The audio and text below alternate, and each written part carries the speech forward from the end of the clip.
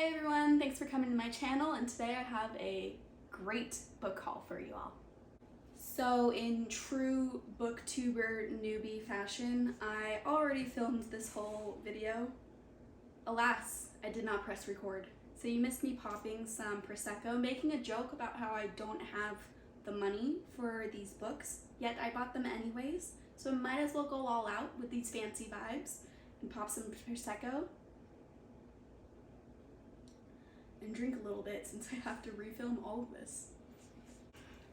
My haul is mostly fantasy, mostly adult fantasy. I do have two books that aren't adult fantasy, so I will start with those two books first. One horror, one romance, mystery, question mark, genre. So the horror book I have in this haul is called The Deep by Nick Cutter. I've read The Troop. The Troop is Nick Cutter's, I think, most famous book. It's a booktube favorite. Tons of people have read The Troop. If you haven't read it yet, what are you doing? You need to read it. It's odd to say if I liked The Troop though, because it was incredibly disturbing. I got nightmares from it. I don't get nightmares from many things. I read a lot of horror books. The Troop gave me nightmares. That book was disgusting. It was so gross. Those white worms, if you know, you know. But anyways, The Deep. I've only read The Troop from him, so I don't know if his style is all kind of gross body horror or not. But The Deep is set mainly in the deep, the ocean. And I love a spooky water story.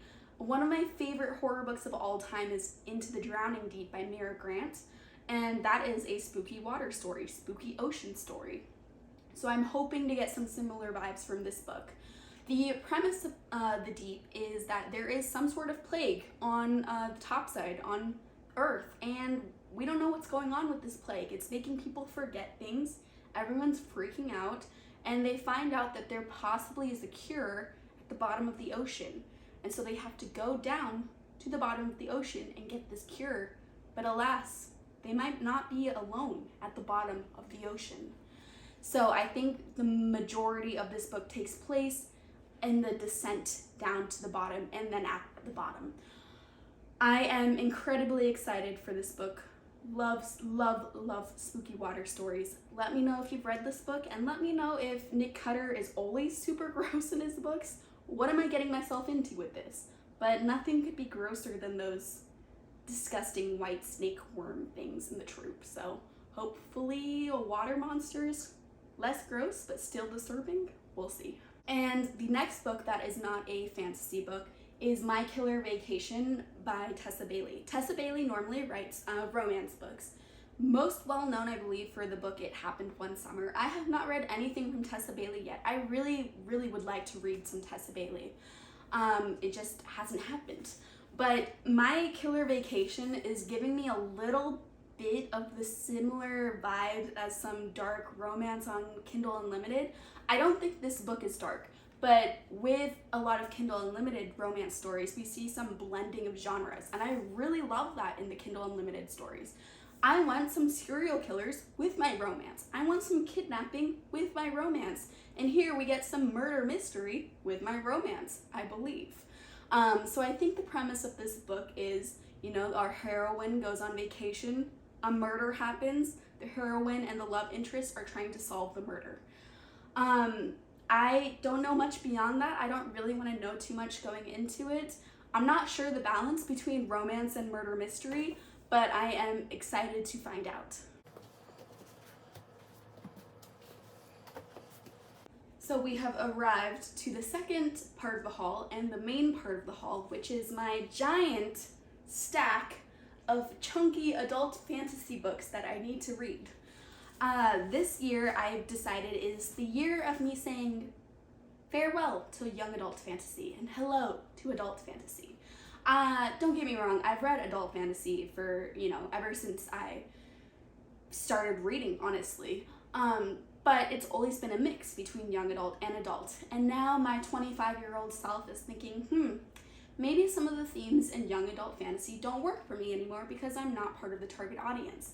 However, anyone can read young adult, anyone can get enjoyment out of young adult. Young adult is great. It just isn't working so much for me anymore. So I want to dive more exclusively into adult fantasy. And this haul is a representation of that new urge of mine, wanting to find out more about some hyped series in adult fantasy that I have yet to discover. Most of my adult fantasy preferences are with Brandon Sanderson. And, you know, by most, I've read a lot outside of Brandon Sanderson in adult fantasy, but he is by far my favorite author. And I've read all of his adult books and all of his young adult books. I think I just haven't read his middle grade. The only book I haven't read from him that's an adult book is Warbreaker by Brandon Sanderson. And this is a Cosmere book, so it takes place in the same universe as Mistborn and the Way of Kings and Elantris. I believe even that there's some cameos of either characters or magic ideas from this book in the most recent Way of Kings book, The Rhythm of War. And that cameo just went completely over my head because I haven't read this book yet. I'm a bad Brandon Sanderson fan and I need to fix that. So Warbreaker, I don't know a ton about. I think there's gods. I think there are some politics in here, some potential magic in here, some ancient wars coming back to the future. I almost forgot to say, I think the main thing in this book that people talk about is a sentient sword, which sounds super fun, super cool. I don't think I've ever read a story about a sentient sword before, and so I'm excited to see how that works in this book. The next book I have that is just as difficult to read and open as the Warbreaker book, the small mass market paperback, is Red Sister by Mark Lawrence. This book, I heard 2 words about this book and I was like, okay, I'm buying it. And those 2 words were assassin nuns. Yes. I think this book has some sort of training school element in it because they're training these nuns to become assassins. And I think this book also has some found family tropes in it, because I think the main character who becomes trained to be an assassin nun kind of finds a family amongst the other assassin nuns. It's a very, very wholesome assassin nun story. I'm making that up. I don't know if it's wholesome or not. I hope there's a little bit of wholesomeness in it. But yes, I'm excited for this. I think this is book 1 of a trilogy. And so I can continue on if I enjoy this first book. The next book I have is The Shadow of What Was Lost. You'll see a trend with the rest of these books, including Red Sister. They're all first books in series because I was just wanting to buy the first books in all of these series so I could try them out and see if I like them. The Shadow of What Was Lost is a stunning cover and a nice floppy paperback instead of these disgusting paperbacks. I'm being dramatic. I don't actually dislike mass market that much, but I much prefer these books. This one is very chunky as well. And this book is pretty interesting because I believe it starts the story 20 years after a major war. And so you would think it would start during the major war, but no, the story starts after the main action has ended. But I believe there are some lingering concerns that affect this current world in the story 20 years after the war, including some forbidden magic becoming relevant again for our main character in this story. So forbidden magic, huge buzzword for me. Yes, I need this. And also when I was in the bookstore, someone told me that this book is really, really good. So I was like, okay, I'll buy it. I'm pretty easily influenced. Oh well. The next book I have is The Rune of Kings, and this book actually has very kindly created a little list of buzzwords on the back in their summary, and that list includes dragons, demons, gods, prophecies, true love, and how the hero always wins, along with a long-lost prince. So, I mean, that sounds wonderful. I will read this. Next books in the hauls are kind of a double because I got 2 of John Gwynn's books, first books in his series, first one being Malice, next one being The Shadow of Gods.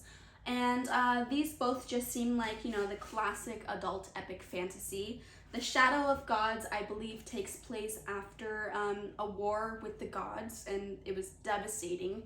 And possibly in this book, we are seeing the beginnings of another war with the gods. And due to the cover, Maybe those gods are dragons. I don't know. And Malice is about some ancient areas where there used to be giants armies and armies of men fighting, and possibly giants are coming back and they're going to fight men again. But there's some prophecies, there's some signs that are pointing towards these ancient wars coming again, possibly are not even the most dangerous things to hit humans in this story. And I am realizing with this book how common a theme of ancient wars coming back into the future of these books is. But you know, that's a great trope for fantasy, so I see why all of these books are following that. Next book is The Blade Itself by Joe Abercrombie, and The Blade Itself is a dark fantasy. I believe it's classified as grimdark, but I'm not completely sure about that. I know it's definitely dark though. And this book follows 4 different points of view, one being an infamous barbarian, one being a officer, one being a torturer, and one being a wizard. And I've got to tell you, the torturer point of view is calling to me. I don't think I've ever read a torturer point of view in a fantasy story. Makes sense because that seems quite dark, but if this book is going for a dark theme, the torturer point of view seems like the best part of this book. We'll see. I'm excited. I want to see some torture. And I just wanted to show off too how massive Joe Abercrombie's author picture is. Wow. And my last book of this haul is Evan Winter's The Rage of Dragons. So this book seems like it might have the chosen one trope based on this sentence on the back. One young man will become his people's only hope for survival. If not the chosen one trope, just, you know, a dramatic big hero moment happening in this story. And we love a dramatic big hero moment. I love the chosen one trope, even though I know a lot of people dislike the chosen one trope. It's so fun. I love it. I don't care. If you dislike it, you're wrong. I'm kidding. Kind of. What sold me on this book is it says Game of Thrones meets Gladiator. Intrigued. I hope you enjoyed this book haul. I will update you all on what I think about these massive adult fantasy choices. Let me know in the comments if you've read any of these and what you think. Which one should I start with? And thanks for tuning in, and I'll see you next time. Bye.